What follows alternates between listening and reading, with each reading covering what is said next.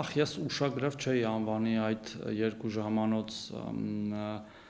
բառերի մատնաբրդոշը, Սլավեսնի պանոսը իրանց լեզվով ասեմ, որ լավ հասկանան, եւ ոչ թե Հայաստանն է աշխարհաքաղաքական որբ, այլ ինքն է որբ հոգեբանական եւ հոգեբուժական ստրուկի հոգեբանությամբ, որին պետքա տեր, ֆեոդալ,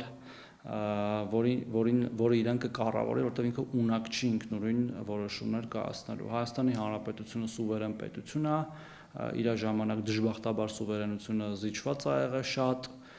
եւ մենք հիմա վերականգնում ենք այդ սուվերենությունը, մեր որոշումները մենք ենք կայացնում եւ մեր բոլոր գործընկերների հետ աշխատելով եւ դիտարկելով, թե ում հետ ինչ հարաբերություն կարելի է ձևավորել եւ խորացնել։